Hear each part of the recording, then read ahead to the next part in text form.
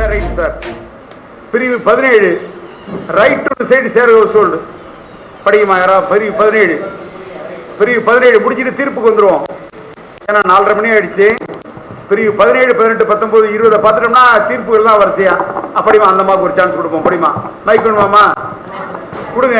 Notwithstanding anything contained in any other law, for the time being in force, every woman in a domestic relationship shall have the right to reside in the shared household, whether or not she has any right, title or beneficial interest in the same. Class 2. The aggrieved person shall not be evicted or excluded from the shared household or any part of it by the respondent save in the accordance with the procedure established by law. சரி, இப்ப பாருங்களேன்.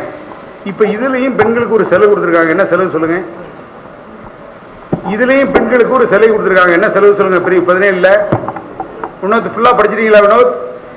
பிரிவு 17 அங்கேயும் ரெஸ்பாண்டன்ட்டுக்கு ஒரு செலவு கொடுத்திருக்காங்க. பெண்கள்ல respond ஆகிறவங்களுக்கு ஒரு சலுகை இருக்கு. என்ன சலுகை? உமனை எவிக்ட் பண்ண முடியாது. நல்லா கவனிக்கணும். உமனை எவிக்ட் பண்ண முடியாது பிரிவு 17. சரி, அடுத்தது பிரிவு 18 சார். பிரிவு 18 நல்லா கேட்டுங்க சார். பிரிவு 18 ப்ரொடெக்ஷன் ஆர்டருக்கு எல்லா ஆர்டர்லையும் இல்லாம இந்த இது ஆர்டருக்கு மட்டும் 2 வார்த்தையை வச்சாங்க. என்ன வார்த்தையை வச்சாங்கன்னா ப்ரொடெக்ஷன் ஆர்டருக்கு நல்ல வார்த்தையை கவனிக்கணும். இதுக்கு 2 things required. ஒன்னு வந்து opportunity of hearing to the parties must. நல்லா கவனிக்கணும். ஒரு நீதிபதி ப்ரொடெக்ஷன்ல ஆர்டர் போடணும்னா opportunities of hearing must pass. இப்போ நீங்க மற்ற ஆர்டருக்குன்னா ரெஸ்பாண்டன்ட் வராமே இன்டீரியர் மெயின்டெனன்ஸ் கேட்கலாம். அவிடவிட்ட மட்டும் வச்சு டிசைட் பண்ணலாம். அவரு நல்லா கவனிக்கணும். ஜட்ஜ் அவிடவிட்ட மட்டுமே வச்சு டிசைட் பண்ணலாம். ஆனா ப்ரொடெக்ஷன் ஆர்டருக்கு எந்த ஜட்ஜுமே அதர் சைடை ஹியர் பண்ணாம ப்ரொடெக்ஷன் ஆர்டர் கொடுக்க மாட்டாங்க. ஏன்னா ப்ரொடெக்ஷன் ஆர்டரை மீறினா அஃபென்ஸ் எழுதிட்டாங்க. இப்ப 15(7) வந்து எல்லாமே மீறினா வந்துருச்சு. பட் எழுதும் போது என்ன எழுதுறாங்கன்னா ரொம்ப ஜாக்கிரதையா opportunity of hearing to the parties must, அதாவது ஆடியோ எலக்ட்ரம் பேட்டர்ன் 2 சைடையும் கேட்டுட்டு தான் உத்தரவு போடணும். அடுத்தது என்ன எழுதுறாங்க பாருங்க. On being prima facie satisfied with regard to the happening the domestic violence or likely to happen the domestic violence இருக்கணும். இது இருந்தாதான் போட முடியும். இப்ப இதுக்கு ரெட்ராஸ்பெக்டிவ் எஃபெக்ட் உண்டா? ரெட்ராஸ்பெக்டிவ் எஃபெக்ட் உண்டா? சொல்லுங்க சார். நான் கேஸ்ல ஆனா சொல்ல மாட்டேன். உண்டா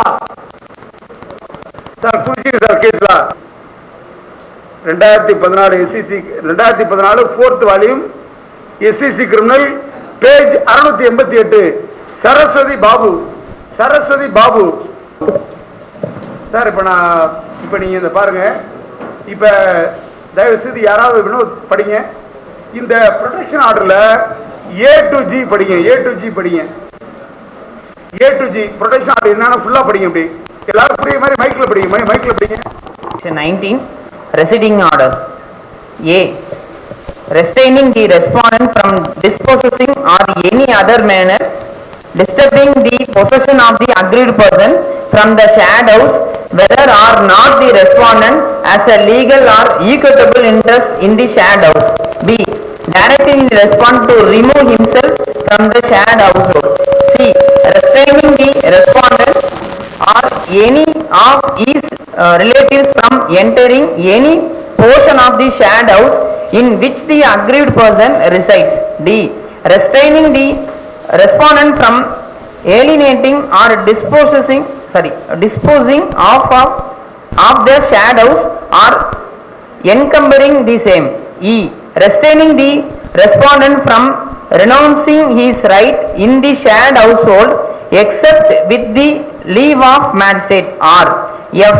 Directing the respondent to secure same level of alternative accommodation for the aggrieved person as enjoyed by her in the shared house or to pay rent for the same if the circumstance so requires. என்ன படிக்கிறீங்க? நம்ம section 18 படிச்சிட்டு இருக்கோம். 19 படிச்சிட்டேன். 19 படிச்சேன் sir. Sir 18 சரி sorry sir. ஏ Protection order. ஆமா sir. ஏ எல்லாரும் கவனிக்கவே இல்லையே. A. Committing any act or domestic violence. B. Aiding or abetting in the commission of act domestic violence. C. Entering the place of employment of aggrieved person, or if the person aggrieved is a child, its school or any other place frequented by the aggrieved person. D. Attempting to communicate in any form whatsoever with the aggrieved person, including personal, oral or written or electronic or telegraphic contact. E. Alienating any assets, operating bank lockers or bank accounts used or held or enjoyed by both parties jointly by the aggrieved person and the respondent, or singly by respondent, including her Streethen, or any other property held either jointly by the parties or separately by them without the leave of magistrate. F. Causing violence to the dependents, other relatives or any person who give aggrieved person assistance from domestic violence. G. Committing any other act as specified in the protection order. Right, okay. இப்போ ஒரு கேள்வி.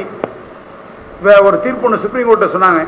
Indian passport ஆக்டில் section 10ல் தான் passport authorities பாஸ்போர்ட்டை இம்மூன் பண்ண முடியும். Court பாஸ்போர்ட்டை கொடுன்னு சொல்லி வாங்கி வைக்க முடியாது. நம்ம பெயில் ஆர்டரில் போடுற ஆர்டர்னா தப்பு. ஏன்னா பாஸ்போர்ட்டை முடக்குவதற்கு கோர்ட்டுக்கு அதிகாரம் கிடையாது. கோர்ட் வேணா பாஸ்போர்ட் அத்தாரிட்டி ரெக்கமெண்ட் பண்ணலாம், நீங்கள் செக்ஷன் 10 படி இம்மூன் பண்ணிடுங்கன்னு. கோர்ட் வாங்கி வச்சுக்க முடியாது. இதுக்கு முன்னாடி இருந்த நிலைமை, 2005க்கு முன்னாடி இருந்த நிலைமை. இப்போ ஒரு உதாரணம் சொல்கிறேன். ஒரு புருஷங்காரன் பொண்டாட்டிக்கு எதுவுமே கிடைக்கூடாதுன்னு முடிவு பண்ணிடலாம். இவன் நம்மளை போட்டு வறுத்து எடுத்துட்டா நம்ம இவ்வளோ வறுக்கணும், இவன் நம்மளை வழக்குன்னு போட்டு வறுத்து எடுத்துட்டா நம்ம இவ்வளோ வறுக்கணும், நம்ம ஃபாரின் போயிடுவோம் அப்படின்னு ஃபாரின் கிளம்புறான். ஃபாரின் போகிறதுக்கான முஸ்தீப்பில் இறங்கிட்டான். இப்போ பொண்டாட்டி நீதிமன்றத்தை முன்னிலையாகி ப்ரொடெக்ஷன் ஆர்டரில் அவன் வெளிநாடு போகக்கூடாதுன்னு ஆர்டர் வாங்க முடியுமா?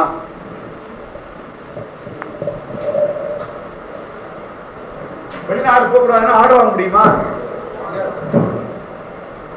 சார்? ஒரு கருத்து பரிமாறல் தான். நான் சொல்றதான் சரின்னு சொல்லி பேசுற ஆள் கிடையாது. தப்புனா சாரின்னு சொல்லிட்டு போயிடுவோம் தெரியுங்களா? சொல்லுங்க. வாங்கலான்னு எத்தனை பேர் கை தூக்குறீங்க, வாங்கக்கூடாதுன்னு எத்தனை பேர் கை தூக்குறீங்க? என்னங்க ஒருத்தர் நான் வந்து நடுநிலை வைக்கிறேன் அப்படின்னு கை தூக்கிட்டாரு. சரிங்களா? சொல்லுங்க சார். அப்படியே நீங்க படிங்க. இப்ப தம்பி படிச்சதுல நான் 18ல ஜிஏ படிக்கிறேன். 18ல ஜிஏ படிக்கிறேன். 18 ஜிஏ படிக்கிறேன். நல்லா வார்த்தை கவனிங்க. அதாவதுங்க, நீங்க வந்து சாதாரணமா சட்டத்தை படிச்சீங்கன்னா ஒண்ணுமே புரியாது. ஒரு முறைக்கு 2 முறை படிச்சு 3 முறை படிச்சு நீங்க ஏதாவது தேடுதல் வேட்டையில் இறங்கி எங்க இருந்தாச்சும் ஒரு ரூலிங் தேட ஆரம்பிச்சிட்டீங்கன்னு வச்சுங்களேன், உங்களுக்கு வாழ்க்கை சக்கரம் சுழல ஆரம்பிச்சிட்டுன்னு அர்த்தம். அப்படிதான் நான் தயாரானேன். நான் எனக்கு ஆரம்பத்தில் படிக்கவே புக் கிடையாது. என்னை பற்றி தெரிஞ்ச நண்பர்களுக்கு தெரியும். இன்னும் சொல்லப்போனால் கோர்ட்டில் உள்ள லைப்ரரியில் உள்ள புத்தகத்தை வாங்கி வச்சு தான் என்னுடைய வாழ்க்கையை பெருக்கி கொண்டேன். இன்னைக்கு வந்து 2 மாடி நிறையா புத்தகம் வச்சிருக்கிறேன். நான் சம்பாதிக்கிற பணத்தில் 40% மேலே புத்தகத்துக்கே செலவு பண்ணுறேன். சரிங்களா? இது எதனாலன்னா தேடுதல் வேட்டை இருந்தது. எல்லாரோடையும் நம்ம டிஃப்ரெண்ட்டாக செய்யணும், எல்லாரோடையும் நம்ம டிஃப்ரெண்ட்டாக செய்யணும், எல்லா ஃபேக்டில் கேஸ் நடத்தணும்னா நம்ம லீகல் இஷ்யூவில் கேஸ் நடத்தணுங்கிற வெறி இருந்துச்சு. அந்த வெறியினுடைய உந்துதல் எனக்கு வாழ்க்கையை தந்துச்சு. சைக்கிளுக்கே வழி இல்லாதனா இன்னைக்கு காரில் போயிட்டுருக்கேன். என் மகன் காரில் போயிட்டுருக்கான், பெரிய மகன் காரில் போயிட்டுருக்கான், மருமகள் காரில் போயிட்டுருக்கா. அந்த வாழ்க்கையில் தந்த வெறி. இப்போ நான் கேட்குறேன், கமிட்டிங் எனி அதர் ஆக்ட் அப்படின்னா என்ன அர்த்தம்? கமிட்டிங் எனி அதர் ஆக்ட் என்னங்க அர்த்தம்? என்ன அர்த்தம்? கமிட்டிங் எனி அதர், மேல எல்லாம் சொல்லிட்டாங்க 1 2 3 4ன்னு. கமிட்டிங் எனி அதர் ஆக்ட், வேறு எந்த வித செயலை செய்தாலும். இப்ப இது என்னங்க? பொண்டாட்டிக்கு எக்கனாமிக்கலா பணம் கொடுக்க கூடாது, ஃபாரின்ல போய் உட்காந்துக்கணும், இவனை எதுவுமே உள்ள பிடிச்சு போட முடியாது, எஸ்சிசி நிறைவேற்ற முடியாது, சட்டத்தை முடக்கணும். That is called domestic violence இல்லையா? தட் இஸ் கால்டு, நான் சொல்லுங்க, இந்திய நாட்டினுடைய நீதிமன்றம் சொன்னது 2017 3 DMC page 264. 2017 3 DMC page 264 Dejinder Gulati versus Ranjit Kaur. அதுல என்ன சொன்னாங்க? டிஜிந்தர் குலாட்டி வெர்சஸ் ரஞ்சித் கவுர். அதுல என்ன சொன்னாங்க? செக்ஷன் 18G அதர் ஆக்ட்ங்கிறதுல இவன் வெளிநாடு போக கூடாதுங்கிறது உத்தரவு போடலாம். கோர்ட்டுக்கு அதிகாரம் இருக்கிறது. கோர்ட்டு பாஸ்போர்ட் வாங்கி வைக்கல, இவன் வெளிநாடு போக கூடாதுன்னு ஆர்டர் போட்டு காப்பியை ஏர்போர்ட்டுக்கு அனுப்பிச்சு விட்டுறது. காப்பியை ஏர்போர்ட்டுக்கு அனுப்பிச்சு விட்டுறது, இந்தியன் எம்பசிக்கு அனுப்பிச்சு விட்டுறது. முடிஞ்சு போச்சா? நம்ம பாஸ்போர்ட்டை முடக்கல, ப்ரொடெக்ஷன் ஆர்டர்ல ஒருத்தர் ஃபாரின் போறதே நிப்பாட்டுறோம்.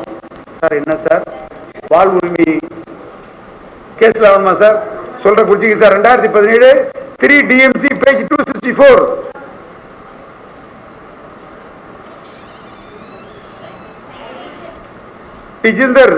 டிஜிந்தர் குலாட்டி வெர்சஸ் ரஞ்சித் கவுர். சரி சார். அடுத்தது பொண்டாட்டி பார்க்குது. பொண்டாட்டி புருஷன் நல்லா இருந்தப்ப ஜாயிண்ட் அக்கௌண்ட் வச்சிருந்தாங்க. நல்லா கவனிக்கணும். சில பேர் என்ன பண்ணுவோம், ஆரம்பத்தில் பொண்டாட்டி மேல இருக்கிற பாசத்தில் அம்மா பேரில் கூட சொத்து எழுத மாட்டான். இது ரொம்ப குடும்பத்தில் சண்டை வந்துடும். வீட்டில் போய் இப்போ ரிஜிஸ்டர் ஆஃபீஸ் போட்டதுன்னா அம்மா அந்த பக்கம் மூஞ்சி திருப்பிட்டு இருக்கும். ஏண்டானா நம்ம தம்பி வெத்தி வச்சு விட்டுருப்பான். இப்போ அண்ணன் வாங்கினானம்மா சொத்து, அந்த சொத்தை அவன் பொண்டாட்டி பேரில் எழுதிட்டாமா, உன் பேரில் எழுதியிருந்தா என்ன, அப்பா பேரில் எழுதியிருந்தா என்னன்னு கேட்பான். இது அம்மா என்ன பண்ணா அந்த பக்கம் மூஞ்சி திரும்பிட்டு இருக்கும். சும்னாச்சிக்க அவனை சாட்டிஸ்ஃபை பண்ணுறதுக்கான அந்த பக்கம் மூஞ்சி திரும்பிட்டு இருக்கும். உடனே பொண்டாட்டி பேரில் எழுதிடுவான். பொண்டாட்டி பேரில் ஜாயிண்ட் அக்கௌண்ட் ஓப்பன் பண்ணுவான். சிங்கப்பூர்லேருந்து சம்பாதிச்சிட்டு வருதுன்னா ஜாயிண்ட் அக்கௌண்ட்டில் லாக்கரில் வச்சிருவான். ஜாயிண்ட் லாக்கரில் வச்சிருவான். இப்போ பொண்டாட்டி கோச்சிக்கிட்டு போயிட்டு பொண்டாட்டி கோர்ட்டில் ஒரு மனு கொடுக்குது, டொமஸ்டிக் வயலன்ஸ் கொடுக்குது. அதில் ஒரு இடைக்கால உத்தரவு ப்ரொடெக்ஷனில் கேட்குது. புருஷன் அப்பேர் ஆயிடுறான்.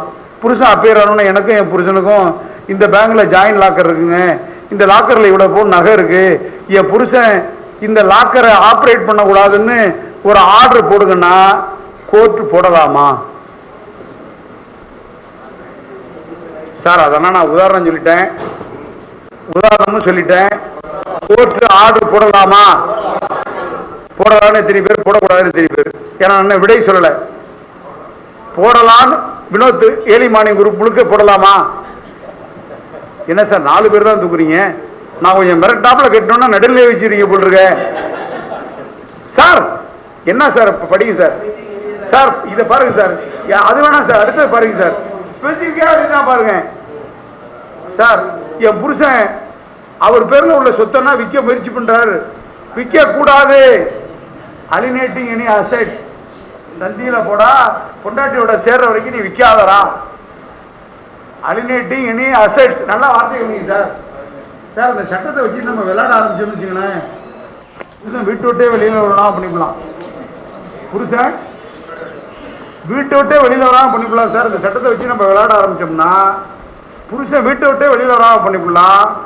அவனை பணத்தளவுல முடக்கிடலாம், சொத்தளவுல முடக்கிடலாம். பாருங்க, alienating any assets, operating bank lockers or bank accounts used or held enjoyed by both the parties jointly by the aggrieved person and the respondent or singly by the respondent, including Sridhan or any other property held either jointly by the parties or separately by them without the leave of the magistrate. அவன் சொந்த ப்ராப்பர்ட்டியா இருந்தா கூட மேஜிஸ்ட்ரேட்டோட அனுமதி இல்லாம வித்துறாத. கேட்கலாமா வேண்டாமா? கேட்கலாம் sir. இது மாதிரி ஒரு சட்டம் புருஷனை வீட்டை விட்டு வெளியில வர முடியாம அடிக்கிற சட்டம் எங்காச்சும் உண்டா சார்? இப்ப குறிச்சிங்க சார், இதுக்கு தீர்ப்பு சொல்ற குறிச்சிங்க சார். லாக்கரை முடக்கிறது, சொத்தை முடக்கிறது 2014 1 DMC 2014 1 DMC page 793 Ambulakshmi Amma versus state of Kerala. Ambulakshmi Amma versus state of Kerala versus state of Kerala versus state of Kerala.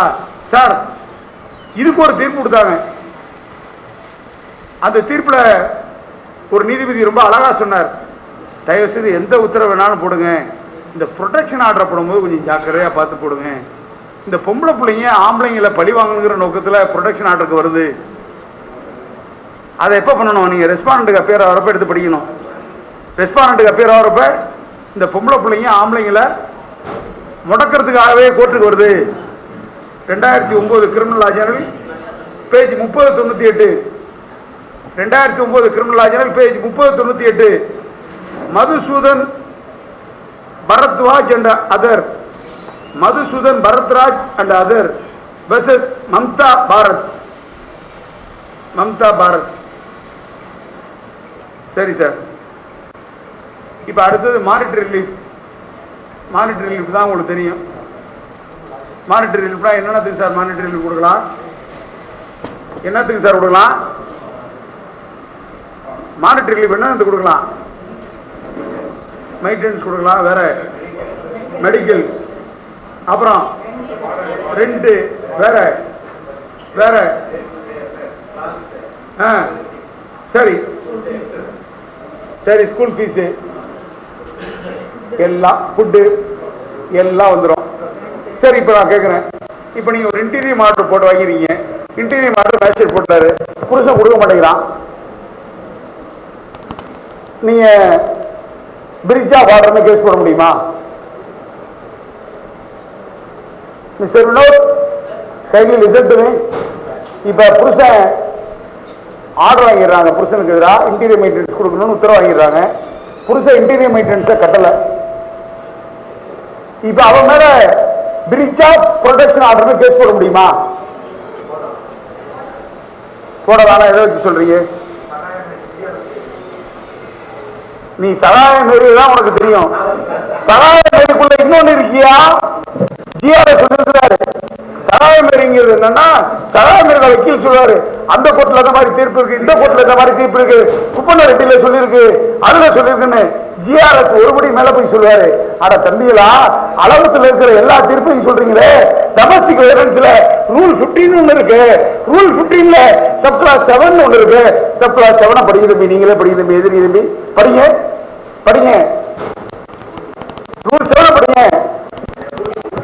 இல்ல ரூல் 7 15ல சப் கிளாஸ் 7 படிங்க. யார் படிக்கிறா? படிங்க தம்பி. வினோத் ஹரி படிங்க. வினோத் படிங்க.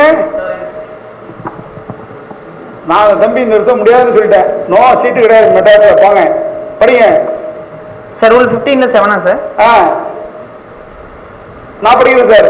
Any resistance to enforcement orders of the court under the act by the respondent or any other perfectly acting in this because shall be deemed to be a breach of protection order or an interim protection order covered under the act. இது 2006லயே வந்துருச்சு. இந்த 2006ல வந்து நம்ம கண்டுபிடிக்கிறதுக்கு எத்தனை வருஷம் ஆயிருக்கு? 14 வருஷம் ஆயிருக்கு. அப்ப ஜிஆர்எஸ் ஒரு அருமையான வார்த்தையை சொன்னார். நீ இந்த தீர்ப்பை ஃபுல்லா படிச்சிருந்தீங்கன்னா சொல்லு. ஜிஆர்எஸ் நான் கேட்கிறேன், ஒரு சாமி கதை சொல்றியா? நான் சொல்லட்டுமா? சாமிநாதன் சொல்லுவேன் சாமி கதை. நான் சொல்ற ஜிஆர் சாமிநாதன் சொன்னார். என் சுவாமிநாதன் சொல்ல அதுல சொல்லுவார். என்ன சொல்லுவார்னா, சிவனுக்கு வந்து ஒரு பழம் கிடைக்கும், சிவனுக்கும் பார்வதிக்கு ஒரு பழம் கிடைக்கும். இந்த என்ன உலகத்தை சுற்றி வந்தா இந்த பழத்தை எடுத்துக்கலாம்னு சொன்னாங்க. டக்குன்னு இந்த சுப்பிரமணியன் என்ன பண்ணிட்டாரு, அவர் பாட்டுக்க தன்னிட்டு தான் மயில் இருக்குன்னு தட்டி விட்டுட்டு கிளம்பிட்டாரு உலகத்தை சுத்த. திரும்பி வந்து பாக்குறார், விநாயகர்கிட்ட பணம் இருக்கு, நம்ம பின்னணியே இந்த வல்ல நம்மளை கிராஸ் பண்ணவும் இல்லை, பழத்தை எப்படா வாங்கிட்டு போனான்னு பார்த்தாரு. அப்பா அம்மா தான் உலகன்னு பழத்தை வாங்கிட்டாரு. ஆக்ட் 15ல ரூல் 15ல 7ல இருக்கும்போது எதுக்கியா தீர்ப்புனர்? நான் சொல்லலைங்க, ஜிஆர் சுவாமிநாதனுடைய தீர்ப்புங்க. ஜிஆர் சுவாமிநாதனோட தீர்ப்புல உங்களுக்கு என்ன தெரியும்? அவன் ஒரு தீர்ப்பு வந்திருக்கு, யாருக்காவது தெரியுமா? அவன் என்பது தமிழ், அவன் என்பது அசிங்கமான சொல்லா? அவன் என்பது அசிங்கமான சொல்லா?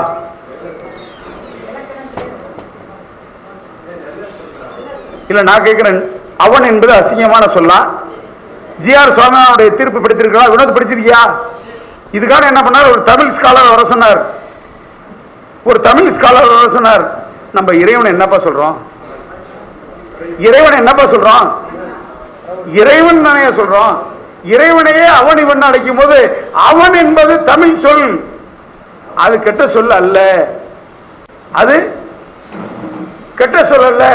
நான் ஒரு கேஸ் எடுத்தேன், SC/ST ஆக்ட் கேஸ், சரி பிரதன்னு வந்துட்டு நான் சொன்னேன் it is not offending word அப்படின்னு. ஒரு இன்ஸ்பெக்டர் மேல சேரி என்பது ஜாதியை குறிக்கிற சொல் அல்ல, அது ஒரு குடியிருப்பு பகுதி. ஜெயிச்சங்க கேச, ஜெயிச்சங்க. அதுக்கு ஒரு கவிதை சொன்னேன், காந்தி இந்த தேசத்தை நேசித்தார், ஆனால் இந்த தேசமே இன்று சரியாக போய்விட்டது. நான் சொல்லங்க, மேத்தா சொன்னது. அதாவது இப்ப பாருங்க, இந்த மரிய செல்வம், மரிய ரவிசங்கர் வர்சஸ் சௌரியம்மாள் தம்பி சொன்ன தீர்ப்பு 2023 Madras weekly notes criminal page 240, 2023 Madras weekly notes criminal page 240. இப்ப 2020 மூணாவது volume Madras weekly notes criminal page 240. Interior மாடல்னா எனி இன்டீரியர் மாடல் 15(7) படி அட்ராக்ட் ஆகுங்கிறதுக்கு. சரிங்க. இப்ப குழந்தைங்களை கஸ்டடி கொடுக்குறோம், அது கஸ்டடி ஆர்டர் 21, சீக்கிரம் முடிச்சலாம் நினைக்கிறேன். குழந்தைங்களை கஸ்டடி கொடுக்குறோம். இப்ப எங்க ஊர்ல கஸ்டடி கேட்டு HOP நடக்குது. குழந்தைய கொண்டாமா ஜட்ஜி கேட்டார், குழந்தைய கொண்டு கொடுமா, அவன் குழந்தைய பார்க்கணுங்கிறான், குழந்தைய கொண்டு கொடுறான்னு. நானும் என் கிளைண்ட்ட சொல்லி, அம்மா குழந்தைய தீட்டாமா, ஐயா ரொம்ப பெரிய பெறாரு, அவங்க வீட்டுக்கார பார்க்கணுன்னாருன்னு. அவனே மோசமான பேர், ரவுடி பங்குதார தெரியும். குழந்தைய தீட்டோம் தான், இவன் வாங்கினான், பைக்கில் வச்சுட்டு போயிட்டான்.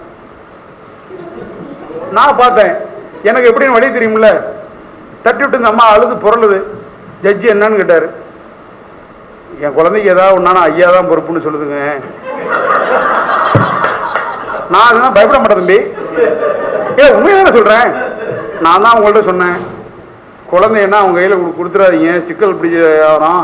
அவன் நல்ல நாள்லேயே தரையில பச்சை துணியெல்லாம் கட்டிட்டு நிற்கிறான், சாமியார் மாதிரி வந்து போயிட்டு இருக்கான், அவன்கிட்ட குழந்தைய கொடுக்கண்டான்னு சொன்ன. நீங்க இல்ல குழந்தைய கொண்டா கேஸ் தீர்ந்து போடுன்னு சொன்னீங்க, நீங்க தான் குழந்தைய கொண்டு சொன்னீங்க, நான் குழந்தைய கொண்டு சொன்னேன். அந்த பொண்ணு என்ன கேக்குது, நீ தான் குழந்தைய கொண்டு சொன்ன, ஐயா சொன்னாருன்னு. நான் சொன்ன, ஐயா தான் குழந்தைய கொண்டு சொன்னாரு, அதனால குழந்தைக்கு பொறுப்பு ஐயாமா, அது உன் பேரை வச்சுட்டு செத்து போடுன்னு சொல்லுது யானை. அவ்வளவுதான், ஜட்ஜி சைலன்ஸ் சொல்லிட்டு இறங்கிட்டார். உள்ள போய் அடி டிஎஸ்பிக்கு, ஹலோ டிஎஸ்பி வாயா வாயா, சரிங்களா? அடுத்த 3/4 மணி நேரத்துல குழந்தை வந்துச்சு. அடுத்த 3/4 மணி நேரத்துல இது என்னது சொல்றதுன்னு எனக்கே புரியல, தெரியுங்களா? அதாவது குழந்தைய பாருங்க, பேசுங்க, இதெல்லாம் நல்ல நோக்கம், நீதிபதிகளுடைய நோக்கம் நல்ல நோக்கம். ஏன்னா குழந்தைய விட்டாலே பாதி பிரச்சனை தீர்ந்து போயிடும். நான் விளையாட்டுக்கு சொல்றதுங்க, நான் வாழ்க்கையில இந்த மாதிரி கேஸ் நான் ரசிச்சு நடத்துவேன். அம்மா டீச்சர் கேன்சர் இறந்து போயிட்டாங்க. என் ஃப்ரெண்ட் அந்த பையன் சின்ன குழந்தை, ஆம்பளை பிள்ளை, குழந்தைக்கானே கல்யாணம் பண்ணியாம இருந்துட்டான். அவன் மச்சினா போலீஸ்காரன், திருவாரூர் எஸ்பி ஆஃபீஸில் வேலை பார்க்குறான். இவன் தங்கச்சி இறந்து போயிட்டோன்னா பேசிக்கிறது இல்லை மச்சினன்ட்ட. மச்சினா வீட்டில் இல்லாத என்ன பண்ணிட்டான், குழந்தைய தூக்கிட்டு போயிட்டான் வீடு பூந்து. நான் பார்த்தேன். அப்போ 91 இன்வோக் பண்ணேன், சிஆர்பிசி 91 இன்வோக் பண்ணி என்ன பண்ணேன்னா பெட்டிஷனை போட்டேன் கோர்ட்டில். இந்த மாதிரி லீகலாக ஃபாதரோட அனுமதி இல்லாமல் குழந்தையை தூக்க முடியாது, ஏன்னா ஃபாதர் தான் கார்டியன், லீகல் கார்டியனோட அனுமதி எல்லாம் தூக்கிட்டு போயிட்டாங்க, கொண்டு போய் அடைச்சி வச்சிருக்காங்க மதுக்கூரில். இந்த வீட்டில் குழந்தை உணவு இல்லாமல் கஷ்டப்படுது, மீட்டு தரணும்னு போட்டேன். ஹேப்பியஸ் கார்பஸை 91 ஆக்குறது, நல்லா கவனிக்கணும். ஹேப்பியஸ் கார்பஸை 91 ஆக்குறது. உடனே ஆர்டர் போட்டார். நான் சொன்னேன், ஆர்டர் இந்த ஆம்பளை இன்ஸ்பெக்டர் போட்டாங்க, தடாவிடான்னு குழந்தை பயமுறுத்திடுவான், பொம்பளை இன்ஸ்பெக்டருக்கு போடுங்க. ஏன்னு கேட்டாரு, அம்மா மாதிரி பார்த்துக்கிறது இந்த பொம்பளை இன்ஸ்பெக்டர். அப்படி இருக்காங்க, அம்மா மாதிரி இருக்கிறதுல குழந்தைங்க பொம்பளை இன்ஸ்பெக்டர் இருக்காங்கம்மா, அம்மா மாதிரி பார்த்துக்கிறதுல பொம்பளை இன்ஸ்பெக்டர் பார்த்துவாங்கன்னு உடனே போட்டாரு. போய் குழந்தைய தூக்கிட்டு வராங்க. அடுத்த நாள் தூக்கிட்டு வரப்ப எனக்கு ஒரு சந்தேகம். என் பையன் சொல்றான், என்னை பார்த்தோன்னே விடாந்துருவான் மாமா அப்படிங்கிறான். எப்படா உன்னை பார்த்தோன்னே விடாதான், அவங்க ஆத்தாட்டில் இருக்கான், முட்டையனா வேற தின்னுட்டு இருக்கான்னு. அவனுக்கு ஒரு வயசு தான் இருக்கும், முட்டையனா தின்னுட்டு இருந்தான். நான் சொன்னேன், நீதிபதிட்டே கொஞ்சம் இது மனிதாபிமானமா இன்கேமராவில் நடத்துவாங்க அப்படின்னு. ஏன்னு கேட்டாரு, கொஞ்சம் பாவம் ஃபாதர் அழுகுறான், நாளைக்கு குழந்தையே வரலன்னு சொல்லிட்டா கூட அவன் கதற ஆரம்பிச்சிருவான், இன்கேமரா நடத்துவோன்னு. உடனே இன்கேமராவை கொண்டு போனாரு, இறங்கினாரு. குழந்தை வரும்போதே முட்டாய் தின்னுட்டு வந்துட்டு தான். இப்படி பாரத் சாதின்னு பேரு, மேஜிஸ்ட்ரேட் பேரு. இந்த பக்கம் நீ நின்னாரு, யார அப்பார, இந்த பக்கம் பாட்டி நின்னாரு. இறக்கிடுமா அப்படின்னாரு. இறக்கி விட்டோன்னே இவன் இப்போ அப்பனை ஒரு பார்வை பார்த்தான். ஏன்னா கொஞ்சம் சொரகுன்னு. ஏன்னா அந்த ஆளு நீ ஆத்தாவோட இருக்கியா அம்மாவோட இருக்கியான்னா 91 இதுக்கு ஐயாவது போய் போயிட்டு போய் இது கஸ்டடி கட்டிடுறதுக்கான துரத்திட்டு போறாரு, நம்ம நீ அவுட்டுன்னு பயந்துட்டு உட்காந்துருக்கிறேன். அவன் ஜட்ஜை பார்த்தான். நான் ஒன்று சொல்லட்டுமான்னு கேட்டான். என்னடா அதெல்லாம் புது கதை விடுறான், நான் ஒன்று சொல்லட்டுமான்னு கேட்குறானே, இவன் என்ன சொல்ல போறானோன்னு நான் நினைச்சேன். இந்த பார்த்தீங்களா முட்டாய், என்னடா ஜட்ஜுக்கே முட்டாய் கொடுக்குறான்னு நினைச்சிட்டு இந்த முட்டாய் பிஸ்கட் பத்தி இது யார் வாங்கி கொடுத்தா தெரியுமா? எங்க ஆத்தா வாங்கி கொடுத்துச்சு. வரும்போதே சொன்னிச்சு, ஐயா கேட்பாரு யார்கிட்ட போறேன்னு, நான் எங்க ஆத்தாட்ட தான் போறேன்னு சொல்ல சொன்னிச்சு. சார் நான் விளையாட்டுக்கல சார், ரசிச்சு கேஸ் எடுத்திருக்கேன் சார், ரசிச்சு கேஸ் நடத்திருக்கிறேன். மேஜிஸ்ட்ரேட் கோர்ட்ல இருந்து டிஸ்ட்ரிக்ட் கோர்ட் போல நான் செல்லாத ஊர் கிடையாது, ரசிச்சு கேஸ் நடத்திருக்கிறேன் சார். அது மட்டும் சொல்லல சார், குழந்தையின் தெய்வமும் ஒன்றுனா 7 வயதுக்கு உட்பட்ட குழந்தைகள் செய்கிற செயலும் குற்றமில்லைன்னு எழுதலாம் சார். 7 வயதுக்கு உட்பட்ட குழந்தைகள் செய்கிற செயலும் குற்றமில்லைன்னு எழுதலாம். 7 to 14 வயது உள்ள குழந்தைகள் குற்றத்தின் தன்மையை அறிஞ்சிருந்தால் குற்றம் எழுதலாம். அந்த புள்ள பாருங்க சார், 1.5 வயசு புள்ள, 1.25 வயசு புள்ள என்ன சொல்லுது பாருங்க. பாத்தீங்களா முட்டாயி, இந்த முட்டாய் எங்க ஆத்தா வாங்கி கொடுத்துச்சு, ஐயா கேட்பாரு, ஐயா கேட்டாருன்னா ஆத்தாட்ட தான் போவான்னு சொல்லணும்னு சொன்னிச்சு பாருங்க. ஜட்ஜி கடுப்பாயிட்டாரு. உனக்கு அப்பாவை பிடிக்குமா ஆத்தாவை பிடிக்குமான்னாரு. இங்க இருந்து ஜம்ப் ஆயிட்டான் அப்பாட்ட, இங்க இருந்து ஜம்ப் ஆயிட்டான் சார். அப்பா அழுவ மகன் அழுவ தெரியுங்களா உங்களுக்கு? பெரிய பீட்டி என்னன்னா அந்த குழந்தைக்கு மாமியாரும் ரசிக்கப்பட்டாங்க சார், மாமியாரும். அதனால நீதிபதிகள் நினைக்கிறது தப்புன்னு இல்லை. ஒரு புருஷன் பொண்டாட்டி கடையில 2 பேரையும் சேர்க்கிற பாலம் குழந்தை தான். 2 பேரையும் சேர்க்கிற ஆனாலும் ஆடிடும் சார், ஆடாதவனுக்கு ஆடிடும். நீங்கள் திருமண வயது அடைந்து குழந்தை பெற்றவர்களுக்கு அதனுடைய பாசத்தினுடைய விளைவு தெரியும். ரெஃபர் பண்ணி தான் தேடணுங்கிற நிலை. புக் வாங்க பணம் இருக்காது, வசதி இருக்காது. இப்போ உங்க கையில் இருக்கிற செட்லயே கூகுளில் போய் நீங்க எந்த டாபிக் அடிச்சாலும் வந்து விடுது, எந்த டாபிக் அடிச்சாலும் வந்து விடுது. நான் கூகுளில் போய் சர்ச் பண்ணி பார்த்தேன் சார். 1 மாதத்திலேயே ஒரு குழந்தை அம்மாவின் குரலை அடையாளம் கண்டு கொள்கிற இயலுங்கிறான். 1 மாதத்திலேயே குழந்தை முதலில் யாரோட குரலை அடையாளம் கண்டு கொள்றதுன்னா அம்மாவின் குரலை அடையாளம் கண்டு கொள்கிறது. நல்லா கவனிங்க. அம்மாவின் சின்ன குழந்தைங்க யார்கிட்ட பாசமா இருக்கும்? யார்கிட்ட சார் பாசமா இருக்கும்? அம்மாட்ட தான் பாசமா இருக்கும். அப்ப அம்மாட்ட இந்த டொமஸ்டிக் வயலன்ஸ்ல குழந்தை கஸ்டடி வரும்போது அப்பாக்காரங்க இன்டீரியம் கஸ்டடி கேட்கும்போது 21ல சப்ளாஸ் 2 படிங்க வினோத், 21ல சப்ளாஸ் 2 படிங்க வினோத், படிங்க.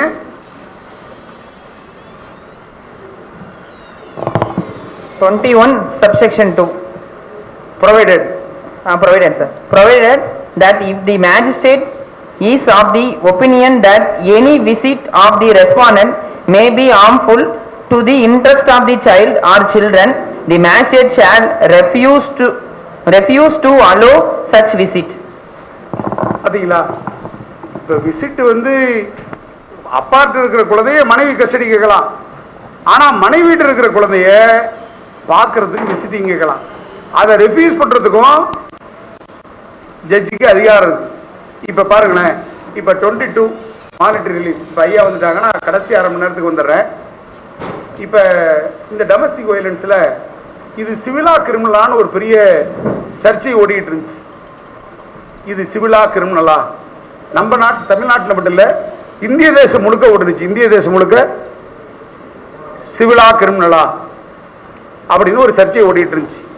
அப்ப என்னாச்சு, குப்பண்ணரெட்டி அப்படிங்கிற கேஸ்ல இந்திய உச்ச நீதிமன்றம் குப்பண்ணரெட்டி அப்படிங்கிற கேஸ்ல முதல்ல இந்த இதை பிரிடாமினண்டா அது சிவில் நேச்சர்